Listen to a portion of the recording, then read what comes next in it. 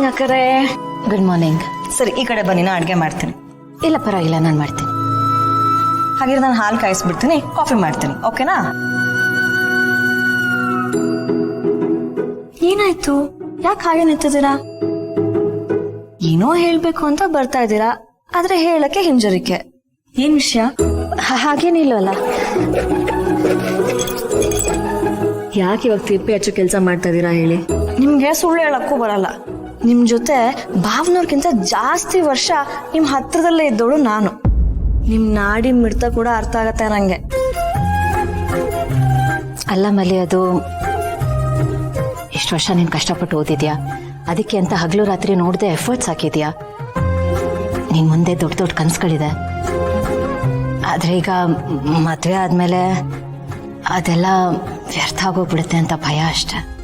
ಅಕ್ಕರೆ, ನನಗೆ ಗೊತ್ತು ನೀವು ನನ್ನ ಬಗ್ಗೆ ಎಷ್ಟು ಕಾಳಜಿ ಮಾಡ್ತೀರಾ ಅಂತ, ಎಷ್ಟು ತಲೆ ಕೆಡ್ಸ್ಕೊಂಡಿದ್ದೀರಾ ಅಂತಾನೂ ಗೊತ್ತು. ಆಕಾಶ್ ಮಂಚು ಬಗ್ಗೆ ಅಷ್ಟು ತಲೆ ಕೆಡ್ಸ್ಕೊಂಡಿಲ್ಲ, ಅದಕ್ಕಿಂತ ಜಾಸ್ತಿ ನನ್ನ ಬಗ್ಗೆ ತಲೆ ಕೆಡ್ಸ್ಕೊಂಡಿದ್ದೀರಾ. ನಿಮ್ಗೊಂದು ಮಾತು ಹೇಳ, ನನ್ನ ಕನಸು ಬರೀ ಒಂದು ಕನಸಲ್ಲ ಅಕ್ಕರೆ.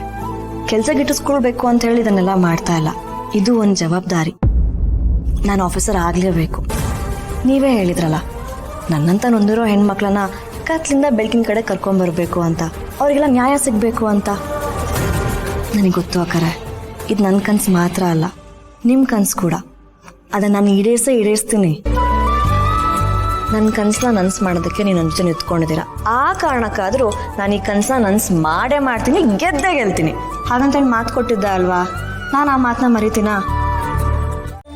ಮಲ್ಲಿ, ಸುನಿ, ನಾನೊಂದಷ್ಟು ಹನಿಮೂನ್ ಡೆಸ್ಟಿನೇಷನ್ಗಳನ್ನು ಲಿಸ್ಟ್ ಮಾಡಿದ್ದೆ. ನಿಮಗೆ ಎಲ್ಲಿಗೆ ಹೋಗಬೇಕು ಅಂತ ಆಸೆ ಇದೆಯೋ, ಎಲ್ಲಿ ಇಷ್ಟ ಆಗುತ್ತೋ ಹೇಳಿದ್ರೆ ನಾನು ಅಲ್ಲಿಗೆ ಟಿಕೆಟ್ ಬುಕ್ ಮಾಡಿಸ್ತೀನಿ. ಇಬ್ಬರು ಹೋಗಿ ಎಂಜಾಯ್ ಮಾಡ್ಕೊಂಬನ್ನಿ.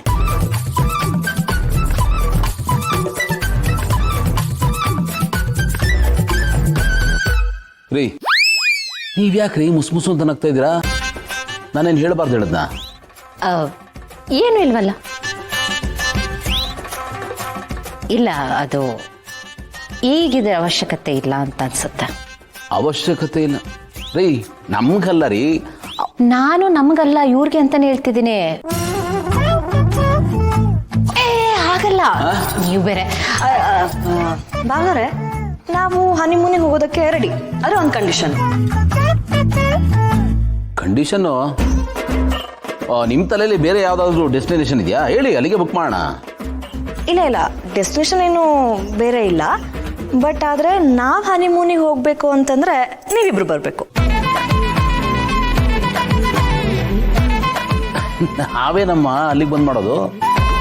ಮಲ್ಲಿ, ಈ ಐಡಿಯಾ ಯಾವಾಗ ಉತ್ಪತ್ತಿ ಆಯ್ತು? ದಿಢೀರ್ ಅಂತ ಬಂತು. ಇವಾಗ ನಾವು ಹನಿಮೂನಿಗೆ ಹೋಗ್ಬೇಕು ಅಂದ್ರೆ ನೀವಿಬ್ರು ಬರಲೇಬೇಕು ಅಷ್ಟೇ. ಹೊಸ್ದಾಗಿ ಮದುವೆ ಆಗಿದ್ದೀರಾ, ಸಂತೋಷವಾಗ ಹನಿಮೂನ್ಗೆ ಹೋಗಿ ಬನ್ನಿ ಅಂದ್ರೆ ನಮ್ಮನ್ನು ಜೊತೆಗೆ ಬನ್ನಿ ಅಂತ ಇದ್ದೀರಲ್ಲ, ಸರಿ ಹೋಯ್ತು. ಇದೊಂಥರ by one get one offer ತರ. ನಾವಿಬ್ರು ಹನಿಮೂನಿಗೆ ಹೋಗ್ಬೇಕಾದ್ರೆ ನಿಮ್ದು ಸೆಕೆಂಡ್ ಹನಿಮೂನಾ, ಥರ್ಡ್ ಹನಿಮೂನಾ? ಏ ಛೀ. ಭೂಮಿಕಾ, ಗೌತಮ್ ಅವರೇ, ಅಲ್ಲ, ಈ ಕೆಲಸ ಆಗಲ್ಲ ಅಂತ ಹೇಳ್ತಾ ಇದ್ದೀನಿ ಅಷ್ಟೇ. ಹಾ, ಕರೆಕ್ಟ್ ಕರೆಕ್ಟ್ ಅಲ್ವಾ? ಹಾ.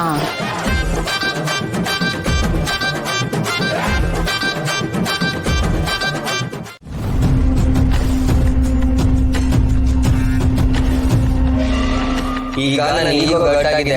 ಈಗಲೂ ನಾನು ಕೊಟ್ಟಿರೋ ಮಾತಲ್ಲಿ ನಿಂತಿದ್ದೀನಿ. ನೀವು ಹೇಳಿರೋ ಕೆಲಸ ಮಾಡೇ ಮಾಡ್ತೀನಿ.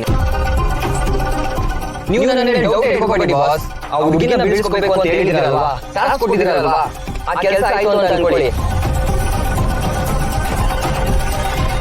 ಅವರೇ ನನ್ನ ಹಿಂದೆ ಬಿದ್ದು ಸಾಯ್ಬೇಕು, ಆ ಮಟ್ಟಕ್ಕೆ ತಲೆ ಕೆಡಿಸ್ತೀನಿ. ನೋಡ್ತಾ ಇರಿ ಬಾಸ್.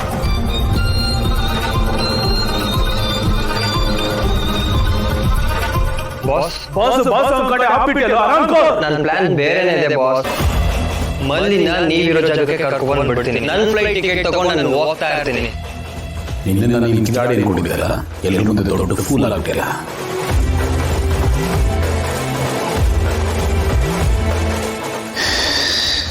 ನನಗೆ ಮೋಸ ಮಾಡ್ದವನೊಬ್ಬನ ಬದುಕಿರಬಾರ್ದು. ಅದರಲ್ಲೂ ಎಸ್ಪೆಷಲಿ ನೀನು. ಏಯ್ ಸುನಿಲ, ನಿನ್ನನ್ನು ಮಾತ್ರ ಯಾವುದೇ ಕಾರಣಕ್ಕೂ ಸುಮ್ಮನೆ ಬಿಡೋದಿಲ್ಲ ಕಣ. ಇಷ್ಟು ದಿನ ಬರೀ ಮಲ್ಲಿ ಮಾತ್ರ ನನ್ನ ಟಾರ್ಗೆಟ್ ಆಗಿದ್ಲು.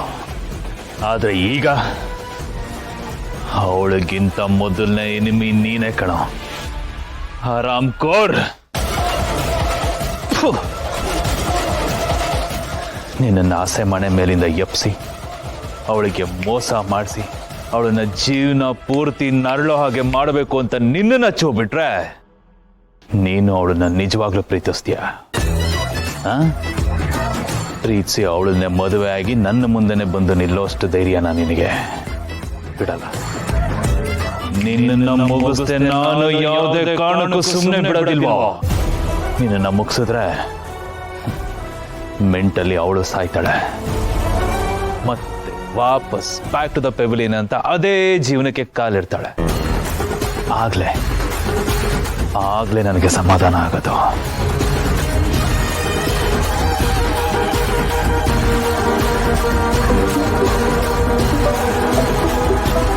ಬಾಸ್ ಫೋನ್ ಮಾಡ್ತಾರೆ. ಹೇಳಿ ಬಾಸ್. ಏಯ್, ನಾವು ಒಂದು ವಟಾರದ ಮೇಲೆ ಅಟ್ಯಾಕ್ ಮಾಡಿದ್ವಿ, ನೆನಪಿದ್ಯಲ್ಲ? ಹಾಂ ಬಾಸ್. ಹುಡುಗರ್ನ ಹಾಕೊಂಡು ಮತ್ತದೇ ವಟಾರಕ್ಕೆ ಹೋಗ್ಬೇಕು ನೀನು. ಅಲ್ಲಿಗೋಗಿ ಆ ಸುನಿಲ ಗೊತ್ತಲ್ಲ, ಅವನು ಅಲ್ಲೇ ಇರ್ತಾನೆ. ಯಾವುದೇ ಕಾರಣಕ್ಕೂ ಅವನನ್ನು ಮಾತ್ರ ಜೀವಂತ ಉಳಿಸ್ಬಿಡಿ ಕಣ್ರೋ. ಅಟ್ಟನಿ ಕಾಸ್ಟ್ ಇವತ್ತು ಅವನನ್ನ ಮುಗಿಸ್ಲೇಬೇಕು. ತಡೆಯೋದಕ್ಕೆ ಇನ್ಯಾರಾದ್ರೂ ಅಡ್ಡ ಬಂದ್ರ ಮುಲಾಜೆ ಕೊಡ್ಬೇಡಿ, ಅವ್ರನ್ನು ಮುಗಿಸಿ. ಆದ್ರೆ ಇವನು ಮಾತ್ರ ಜೀವ ಸಹಿತ ಉಳಿಬಾರ್ದು ಇವತ್ತು. ಸರಿ ಬಾಸ್, ಈಗಲೇ ಹೊಡ್ತೀವಿ.